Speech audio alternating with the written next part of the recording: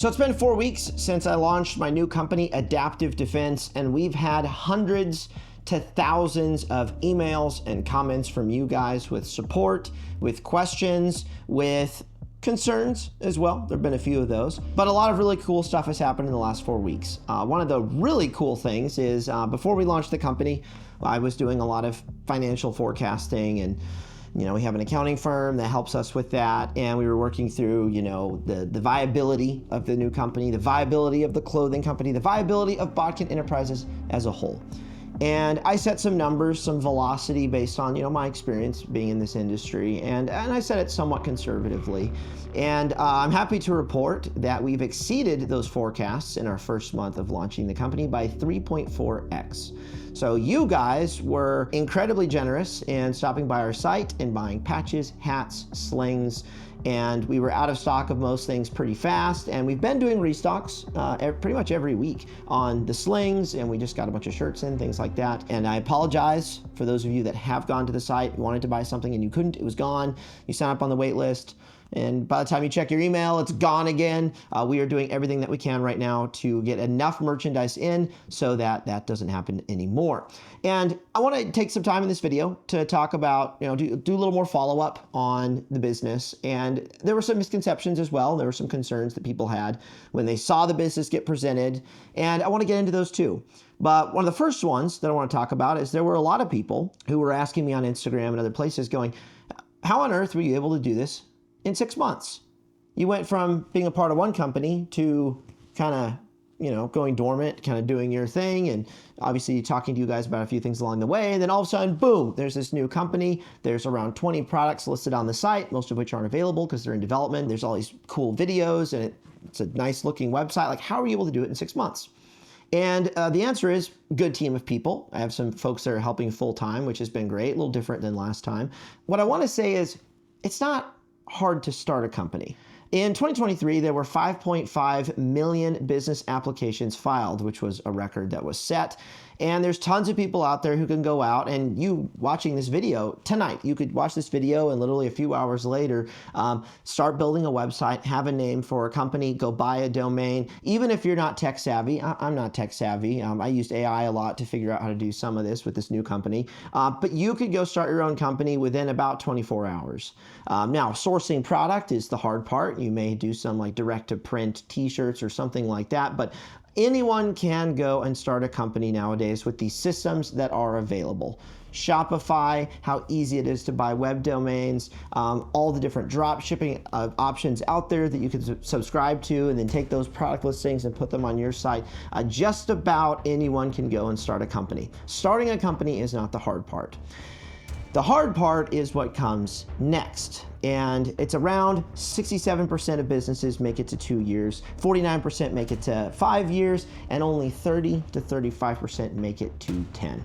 And the hard part of starting a company is everything that happens afterwards, the execution, paying bills, bringing the product to market, making sure you have enough product, making sure you can find customers, making sure you satisfy customers with product that's in stock, writing emails every day, shipping orders every day, taxes, all the paperwork you have to keep up with. Those are the things that typically burn out entrepreneurs, because starting a new thing is a lot of fun. I really enjoy that. That was one of my big problems growing up. I loved starting new projects.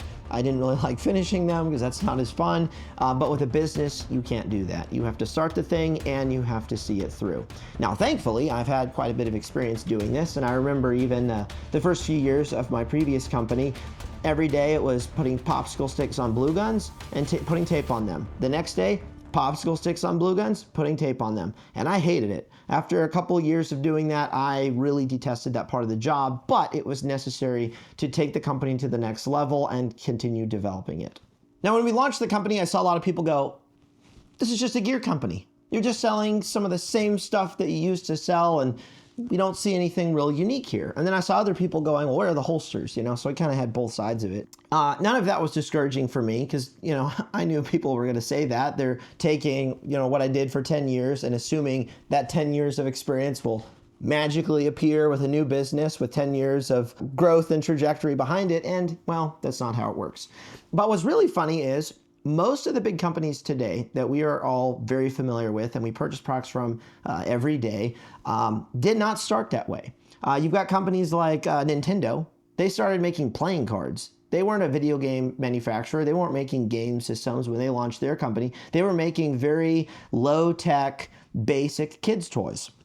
You had other companies like Nokia was a paper mill. I didn't know about that one. I learned that one recently. Amazon, obviously, we all know, was an online bookstore.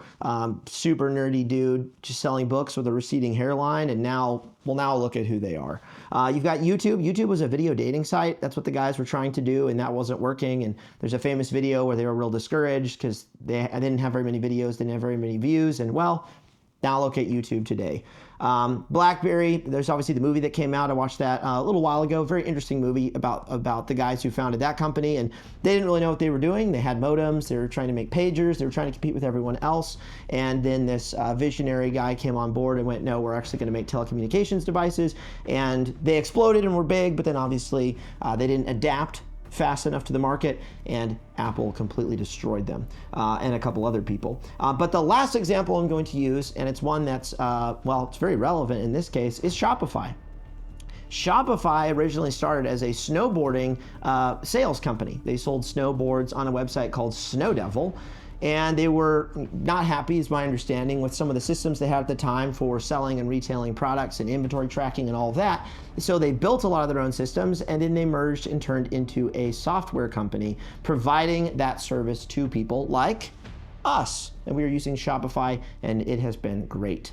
So all that to say, what you see when you go to adaptivedefense.com and what you see in the videos and what you're going to see on social media today is not what the company is going to be in about 2 years. I foresee Adaptive Defense having strong brand identity in about 2 years. With my previous company, it took about 5. We were developing it, we were trying to figure it out.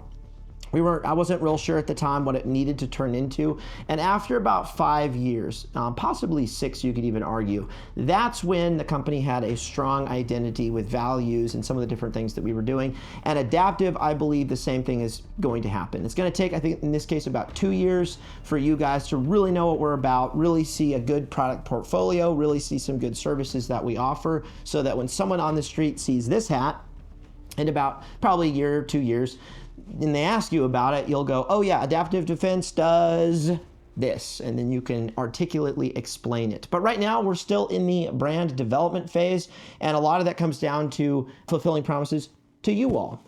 Because we can say all kinds of cool things about our company, but unless you guys have actually tasted, felt, smelled, and seen those things, it doesn't really matter. So we have about 2 years to properly fulfill on those promises before Adaptive Defense is a truly developed brand that you guys can articulately explain to other people. Now, one of the funny comments that I saw, and it was actually very truthful, was, well, Adaptive doesn't make anything. They're just a marketing company. They're just a brand that's going out and doing a bunch of social media stuff. And that is true for right now.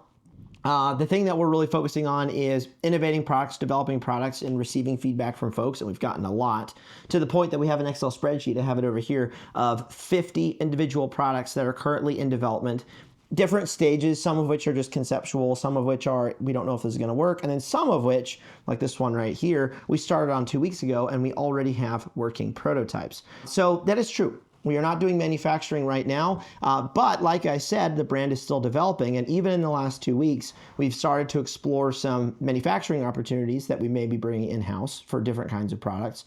We may be doing that even sooner than we thought. I originally kind of swore off of manufacturing it was really about 6 months ago. I quit the company. I wanted to just go do what we're good at, because manufacturing isn't necessarily my strong suit. I'll definitely bring people in for that. But as we've gone out and tried to make more products here in the US, I get reminded basically every week how hard it is to make stuff here. Americans do not have the pride that they used to for making product because we've been outsourcing for so many decades. So there's a lot of conversation around here on what kinds of products would we want to manufacture, and a lot of it stems around problems that we run into. And it can be things as simple as the tags. This is a fun example. So this is one of our slings. This is the carbine sling. Lovely sling, lovely product, and we're getting more of these made every week. But the tags, this little guy right here that says Made in USA, and it has our logo on it, and there's one over here, Adaptive Defense, and it's got relentless ambition. Getting these made is actually very difficult here in the US. And most companies go over to China and get these, and those factories are super fast, super responsive. They get you whatever you want. They really move heaven and earth, and they always have fun names like Edward, things like that. But they're in Hong Kong. And so we've talked about it and been like, do we just need to go get a machine that can make these and do this in-house, because we're having such a hard time getting these made here in the US. So we're making a list of different kinds of products that we've had trouble with, because if we've had trouble with some of these products, I know for a fact other people have. And something really interesting just happened about a month ago. The government has been adjusting their SBA sort of policies and rules. There's obviously all the SBA stuff going on in Minnesota right now, and they just turned those off for that state, is my understanding. But the manufacturing SBAs just got raised from $5 million of money that can be loaned to $10 million. And that opens up a ton of capability for entrepreneurs who want to get into reindustrialization of this country. They want to get into manufacturing different parts, but certain machinery is $2 million a machine, $3 million for certain 3D printers. And when you only have $5 million you can draw from on one of these SBAs, a small business loan, that's going to restrict you from being able to get into certain kinds of manufacturing. But now that it's $10 million that you can get, well, now you actually can go and grab a couple machines, hire a couple people, go rent some building space, and have a pretty aggressive plan of paying that off over a few years. Realistically, it's probably more like 5-ish years. If you already have some good customers, and actually be able to switch on a pretty awesome manufacturing company. So when that news came out about a month ago, we were starting to have a lot of conversations about manufacturing, and I was like, you know what? That SBA would be really interesting for Botkin Enterprises to work around in the future and do Botkin Enterprises manufacturing. In the next 5 years, I would say we are definitely going to be looking into setting up a different company that does OEM work for other folks and will also OEM for us on the kinds of products that we are running into challenges on. And it's as simple as like hats, like stuff like that, metal components, things like that too. So all that to say, but I'm also like, okay, I have all these ideas. I've got to like, we're 2 companies right now. We're not going to try to do everything. Let's just focus on getting Adaptive up and running, and let's get focused on the clothing company, and we will address all the other things later. But yes, I want to start making stuff once again. It just may not be anytime soon. Now, while we dream about doing manufacturing, and I am thinking about it basically every day now, we are doing some really cool development stuff. So we have that new prototype of the rail, and this one's been anodized and blasted and all that good stuff. And as you can see, it's looking pretty good, still in the development phase. So that is still coming along. But this is a good example of some of our capabilities that we have in-house, pun intended. I was up here late the other night, and it was a couple weeks ago, and I was thinking a lot about LRFs on LPVO'd rifles, because this is a thing that guys are doing now for sniper matches. We've got a sniper match coming up. I've got a big training thing next week. There were a few things that guys are doing that I thought looked goofy and dumb. And I wondered if we could consolidate some of the equipment, some of the electronics with the scope to make the entire weapon more balanced and make the package a little more compact. So I drew up some drawings. The next morning I showed Brantley, and I was like, here are the drawings. He made faces at me and was like, that's dumb. We talked about it. He's like, that might work. And he started 3D printing. He CAD'd up and started 3D printing all the different versions of this product idea that I had.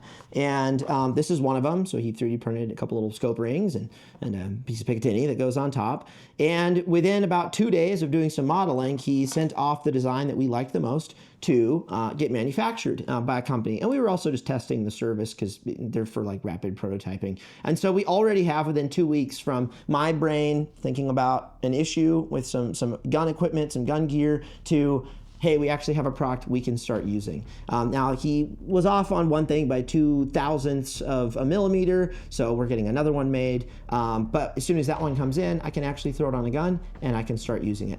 The idea might be completely stupid, but until you try it out, you don't know for sure. And if it works, well, there's probably 100 people that will like it, and so we'll sell it to those 100 people and won't make a lot of money, but that's not really the point. The point is we want to make interesting, innovative products or products that people need, even if it's only a few people.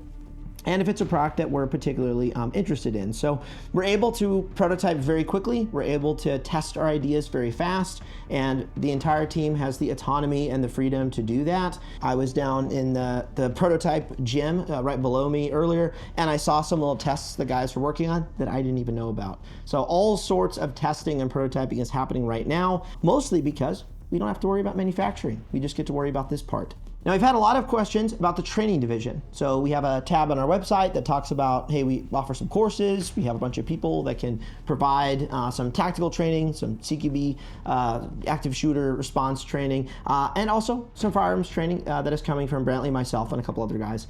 You know, we had some people write in like, oh, we have a range you can use. We have this you can use. We have this. And so what we've started doing is we're compiling a list of ranges, and we've already started negotiating some prices with some places. And we are going to be uploading on the site, hopefully in the next couple weeks, an open enrollment sign up section of the website. And I'm talking to an app developer to create us a map, sort of our own widget on our website, because I couldn't find an app that I liked, and I have a very particular vision for what I want. But it's a map that shows the US. You can click on a range or your location to see when there's when there's not a match, but matches too, actually. When there's a class that you're interested in, you'll be able to click on that. You'll see which classes are there, which dates they are, and you'll be able to sign up if they're not already full, or you can probably get on the wait list. So what we're going to start doing is we're actually going to start just putting open enrollment training courses on our website for you guys to add to cart and check out with in a very seamless fashion. Then you'll get an email with information about the location. You'll get other notifications surrounding that particular event, and you guys can come out and train with us in person. I've got in my opinion, a very cool carbine course that I've developed that goes out to 200 meters. It's a very specific course that requires a very specific kind of range. So there's probably only a handful of places I can do this class in the United States. And I'm going to identify what those ranges are, and I'm just going to spam the crap out of those locations. So the first location will be Element Training Complex down in Pensacola, Florida, or in that area. I'm going to be doing classes back to back, so 4-day blocks, and you guys can come out and shoot some carbine at distances that, you know, a lot of you guys probably haven't shot. You haven't shot paper at 200 meters and really seen what your gun's doing. So that's going to be a lot of fun. We'll try to get that on the site very shortly. I'm looking forward to going and teaching. It's a lot of fun. It's also fun to meet you guys in person. And so that's something that we're real excited about. And then in, I think, March, we're actually going to be going out and filming one of the active shooter response courses that our special operations guys are putting on. And we're going to put that on YouTube. It'll be a good portion of the class. You'll get to see exactly, you know, the philosophy behind the course, how the guys are running it. And I think a lot of people are going to see that and go, oh, wow, that's, you know, it's not just a CQB class. It's not just, you know, a force-on-force class. Like they've got something really special they've developed. I'm very reserved in when I say something's the best, because it's very hard to scientifically prove, you know, one product is better than another product. But from what I know about the training industry and what I know about some of the trainers out there right now, I believe this particular course, this active shooter response course that's been developed by Jesse Cinco, is the best course in its class that's available right now. So I'm really looking forward to going out there and filming that in March, publishing that on the Adaptive Defense YouTube for you guys to see. And for those of you that can't make it out to the course, you'll be able to watch it, and I think you'll be able to glean some important information that you probably haven't thought about. So the training stuff's really fun, and it's coming along nicely. So in closing, I just want to say thank you for those of you who have supported us this last month and the months previous in watching the content, viewing it, commenting, emailing. There were a lot of you guys who offered to invest, and I appreciate that very much. There may be some opportunities for that in the future because, you know, for me, I'm 32 years old. I'm still pretty young. I've still got quite a bit of energy. 2 rains a day helps. But I do want to move really fast now that I have a very clear runway and I don't have a lot of obstructions and little potholes in the tarmac. I want to do some things very quickly, and capital is generally required for doing that. So I will be exploring various opportunities in the future for investment, taking SBA loans for other companies. The goal is to move very, very fast for the next 10 years. And then as I get a little bit older, well, I'm sure I'll have to slow down a little bit. So, but I appreciate you guys supporting and purchasing from us as you have seen product in stock. It does make a huge difference. It allows us to continue investing in the company. With the financial results that we've had from this month, it also provides a lot of freedom when it comes to securing capital for other opportunities that we may have. And I can't say thank you enough. I mean, those are the things that we need in order to make some very large projects happen. And it could be things like purchasing ranges. It could be things like starting up manufacturing and buying Haas machines so we can start doing some different things. That all requires capital, and the goal is we want to be doing as many things as possible. My goal isn't to stack a bunch of McLarens and Lamborghinis. I've never owned a supercar, don't really want to. I don't really know how to drive one. The goal is to invest in tools, capability, equipment, and experiences for you guys. And that's one reason why we have the training division. It's one reason why we want to support events like the Tactical Games Sniper Challenge at the beginning of February. I had a phone call with some other guys who put on sniper matches, and I just said, what do you need to put on a fourth match? They do 3 a year. I said, is it money? Is it manpower? Is it marketing? Is it customers? Like, what do you need to put on a fourth match? And those are the kinds of things that I want to do with Botkin Enterprises, with Adaptive Defense, is being able to throw resources at different people or use resources ourselves to make really cool things happen. And I appreciate you all following along the way. But now I'm going to get back to work. We have a lot of things going on, as you all could probably tell. And again, thank you for your support over the last month. It's meant a lot to us, and I look forward to serving you all in the new year.